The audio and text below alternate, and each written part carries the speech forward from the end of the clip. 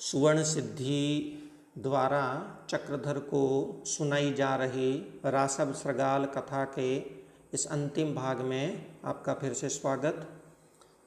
हमने देखा कि खेत के रखवाले ने गुस्से में दांत पीसते हुए उस रेंकते हुए गीत गाने वाले गधे को खूब अच्छी तरह से धुनाई की, पिटाई की और एक ओखली, छिद्र वाली ओखली उसके गले में बांध दी और सो गया था। उसके बाद गधा अपने जाति के स्वभाव के कारण वेदना रहित होकर के उठ खड़ा हुआ। आगे उक्तम च और कहा भी गया है सारमेयस्य चाश्वस्य रासभस्य विशेषत मुहूर्तात् परतो न स्यात् प्रहार जनिता व्यथा। 3 लोगों को मारने पीटने के बाद भी क्षण भर में ही वो उस व्यथा को भूल जाते हैं, उनकी पीड़ा नहीं रहती है। तो कहते हैं सारमेयस्य, सारमेय कुत्ते को कहते हैं। सारमेयस्य षष्ठी विभक्ति है। सारमेयस्य यानी कुत्ते को, अश्वस्य च अश्व को, घोड़े को, रासभस्य विशेषत और विशेष रूप से रासभ को, गधे को, गधे की प्रहार जनिता व्यथा, प्रहार जनिता व्यथा, प्रहार से उत्पन्न व्यथा पीड़ा, मारने से उत्पन्न पीड़ा, मुहूर्तात् परतो न स्यात्, मुहूर्तात् परत मुहूर्त भर से आगे, क्षण भर से आगे, न स्यात् मने नहीं होती है। वो उस पीड़ा को भूल जाया करते हैं, उठ खड़े होते हैं। ततः उसके बाद तमेव उलूखलम आदाय, उसी उलूखल को, ओखली को, आदाय मने लेकर के, जो क्षेत्रपाल ने उसके गले में बांध दी थी उसी को लेकर के, वृत्तिम चूर्णयित्वा, बाड़ को तोड़ करके, पलायितुम आरब्ध, भागना शुरू किया। अत्रांतरे इसी बीच सृगालो अपि, श्रियार ने भी, दूराद एव, दूर से ही, तम दृष्ट्वा, उस गधे को देख करके, सस्मितम आह, मुस्कुराहट के साथ, आह मने कहा, बोला। वो कहता क्या है? साधु मातुल गीतेन मया प्रोक्तोपि न स्थित अपूर्वोऽयं मणिर्बद्ध संप्राप्तम गीत लक्षणम।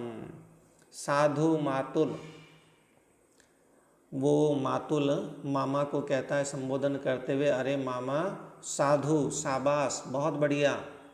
गीतेन मया प्रोक्तोपि न स्थित, मया मेरे द्वारा, गीतेन गीत गाने से, प्रोक्तो अपि कहे जाने पर भी, रोके जाने पर भी, न स्थित नहीं रुके थे। मया प्रोक्तो अपि मेरे द्वारा कहे जाने पर भी, गीतेन न स्थित गीत से तुम रुके नहीं।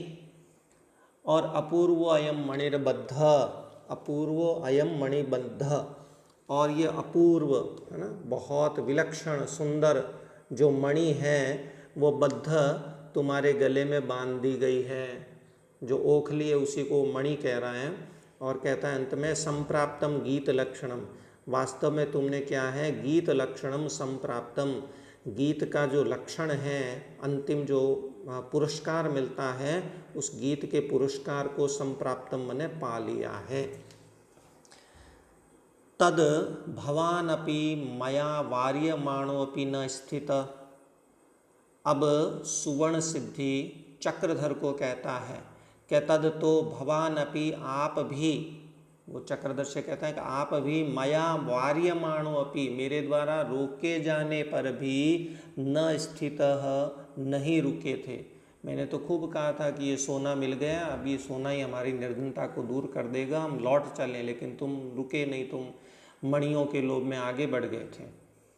तत्श्रुत्वा चक्रधर आह, वह सुनकर के चक्रधर ने कहा। अब चक्रधर स्वीकार करता है कि वास्तव में यह बात, तुम्हारी बात सच थी, मुझे मान लेनी चाहिए थी। वो कहता है भो मित्र सत्यम एतत्, भो मित्र, हे मित्र, एतत् सत्यम, यह बात सच है। अथवा साधु इदम उच्यते, अथवा इदम, यह, साधु उच्यते, ठीक कहा जाता है, किसी ने ठीक ही कहा है। क्या? यस्य नास्ति स्वयं प्रज्ञा मित्रोक्तम न करोति यः स एव निधनम याति यथा मंथर कौलिक।